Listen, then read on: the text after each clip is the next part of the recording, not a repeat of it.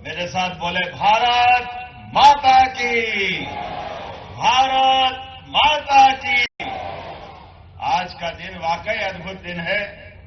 मंच पर विराजमान माननीय प्रभारी मंत्री राव उदय प्रताप सिंह, इस अवसर पर माननीय विधायक गौरव पारदी जी, माननीय विधायक विक्की भाई, सभी सम्माननीय मंच, DG Kailash Makwana ji, IG Balaghat Sanjay Singh ji, IG CRF Shrimati Neetu Bhattacharya ji, DIG Tarun Nayak जी,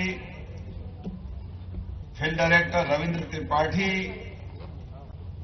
Mrinal Meena ji, Aditya Mishra ji, Rajat Saklecha ji, Siyaz K M, commandant hawk force Vikrant Sarangpani, Kapil Singh या कपिल गिल,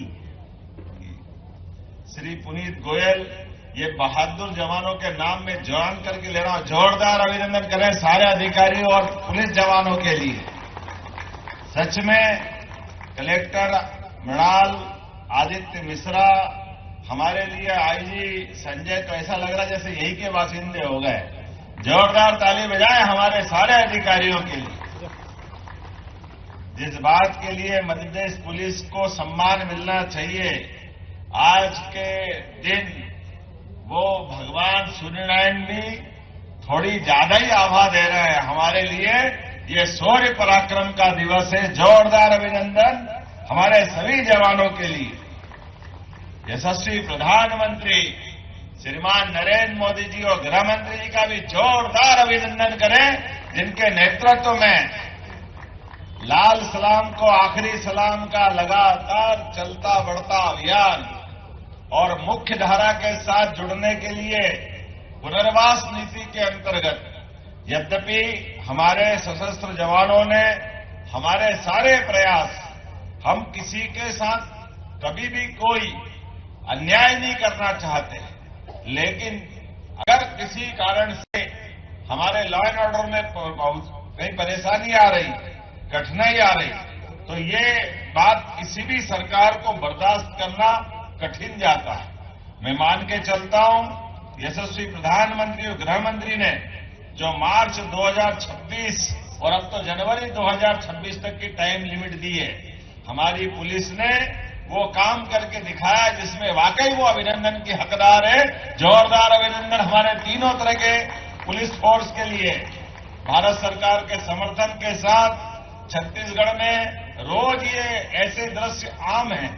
हमारे लिए ये नई बात, पहले एक महिला नक्सली सुनीता ने हमारे बीच आकर के इस शांति के पथ पे कदम बढ़ाया था। जोरदार अभिनंदन करें पुलिस के तब के वातावरण के लिए।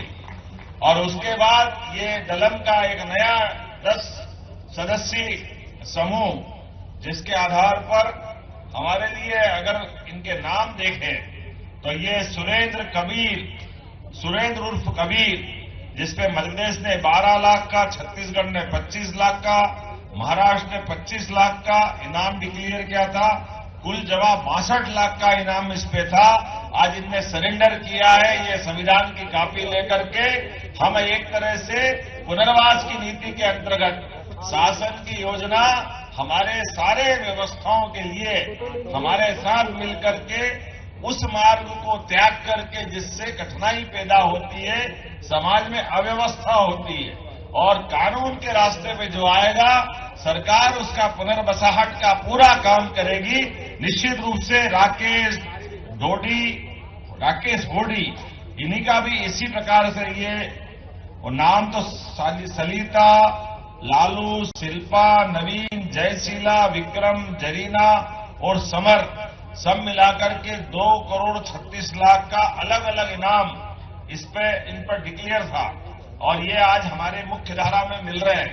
मैं माननीय प्रधानमंत्री और माननीय गृह मंत्री की भावना के अनुसार मध्य प्रदेश सरकार के माध्यम से हम जो कर सकते हैं पुनर्वास के लिए, उससे आगे बढ़ के करेंगे, ये पक्का है। और हर तरह से जो हमारे साथ हथियार त्याग करके आ रहे हैं, उनके लिए चिंता करने का काम हमारी सरकार का, हमारी हमारी सरकार के माध्यम से और भी जो बचे हैं वो हथियार त्यागे, इस अपेक्षा के साथ मैं बताना चाहूंगा, अकेले 2025 में बालाघाट जोन में अब तक 10 हार्डकोर नक्सलियों को धराशायी करने का काम हमारी पुलिस ने किया था। ये बड़ी बहादुरी का काम था।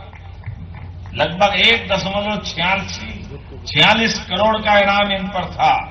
मैं मान के चलता हूं, जब मलाजखंड की दलम एसीएस सुनीता ने 1 नवंबर को पुलिस के आगे सरेंडर किया था, जिन पे लगभग 17.5 लाख का इनाम था, और उसके साथ साथ जब हमारा ये लगातार अभियान चला, इसी का परिणाम है कि हमारे एमएमसी जोन के प्रवक्ता अनंत उर्फ विकास नगपुरे द्वारा सीमावर्ती जिलों में 11 सशस्त्र वर्दीधारी नक्सलियों के साथ मैं हथियार आत्मसमर्पण किया था। मैं लंबी चौड़ी बात न करते हुए, क्योंकि 5 बजे हमारा हेलीकॉप्टर उड़ने का समय है, लेकिन आज का ये समय तो वास्तव में माननीय डीजीपी का रात को फोन आया तो हमने कहा मैं सब काम छोड़ के चलूंगा। हर हालत में हमारे जवानों का ये ऐतिहासिक दिन है, हमारी अपनी सफलता का यह नया प्रतिमान बन रहा है। हम इस दिशा में काम कर रहे हैं कई प्रकार से। बालाघाट जोन को मैं बालाघाट ही नहीं, मंडला, डिंडोरी, एक के बाद एक लगभग 2 साल के अंदर ये जिले हमारे भारत सरकार की उस लिस्ट से बाहर आए जिसको हम डेंजर जोन में मानते थे। धीरे धीरे करके बालाघाट का भी कान्हा पर्यटन का केंद्र, ये पूरा क्षेत्र, और उम्मीद करेंगे जनवरी तक हम अपने उस संकल्प की पूर्ति मध्य प्रदेश सरकार बालाघाट जिले से भी करके देगी, जिसकी माननीय गृह मंत्री जी ने अपेक्षा की है। जोरदार अभिनंदन करें इस माध्यम से।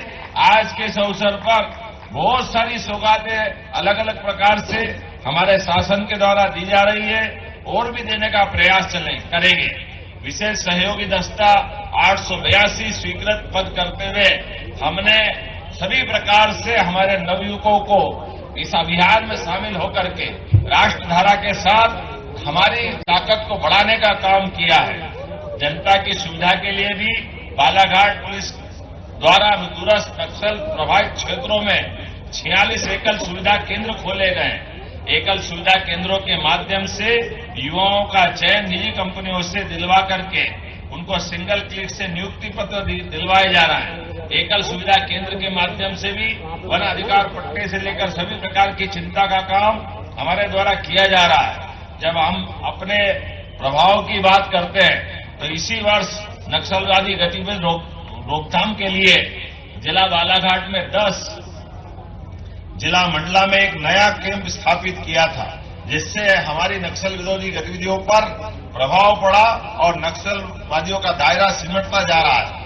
इसी तरह से 15 नवीन अस्थायी कैंप भी हमारे द्वारा लगाने का प्रयास किया है, और हाक फोर्स के 1200 जवान लगातार अंकुश लगाने के लिए, और इसी के कारण से हाक फोर्स और 328 जवानों को जिला बल सहित हमने उनकी बहादुरी के फलस्वरूप क्रम पूर्व पदोन्नति देने का काम भी हमने किया था। जोरदार अभिनंदन करें हमारे बहादुर जवानों के लिए भी। और हमारे बीच में से हमारे कुछ समय पहले एक बहादुर जवान आशीष ने अपने प्राणों की आहुति देकर भी इस संकल्प की पुष्टि कराने का काम किया। जोरदार अभिनंदन। आशीष का बलिदान आज हमारे लिए सार्थक हो रहा है। इसी बहादुरी के कारण से हमारे बल के जवानों ने जो संकल्प किया था कि हम लगातार जिस उद्देश्य के लिए, जिस पवित्र उद्देश्य के लिए लगे, उसको हासिल करेंगे। जीवन तो क्षणभंगुर है, जीवन में जो आया वो जाएगा, लेकिन आने जाने के क्रम में अपने काम के प्रति समर्पण करते हुए जिस प्रकार से जो काम की अपेक्षा की गई है, और यह दुनिया का सबसे बड़ा लोकतंत्र, और लोकतंत्र हमारे संविधान के माध्यम से चलता है, ऐसे में हथियार उसका समाधान नहीं हो सकता है। हथियार छोड़ करके संविधान के छाया के माध्यम से हम जीवन की सभी सुविधा देने के लिए कृत संकल्पित हैं। आओ आगे बढ़ो, हमारे साथ आओ, पुनर्वास की नीति अपनाओ। आपके जीवन की गारंटी, आगे बढ़ने की गारंटी, सभी प्रकार के जीवन में सहयोग की गारंटी हमारी सरकार लेने वाली है। माननीय प्रधानमंत्री के नेतृत्व में किसी हालत में लाल सलाम को सलाम करने की हमारी प्रतिबद्धता है। दुनिया की कोई ताकत अब हमको रोक नहीं सकेगी। आज नहीं तो कल मैं दोबारा दोहराना चाहूंगा, हमारे बालाघाट सहित पूरे क्षेत्र में एक भी व्यक्ति को हथियार उठाने की अनुमति नहीं दी जाएगी। इसी आशा और अपेक्षा के साथ मैं सारे जवानों को बधाई देता हूं। बहुत बहुत धन्यवाद। भारत माता की, भारत माता की।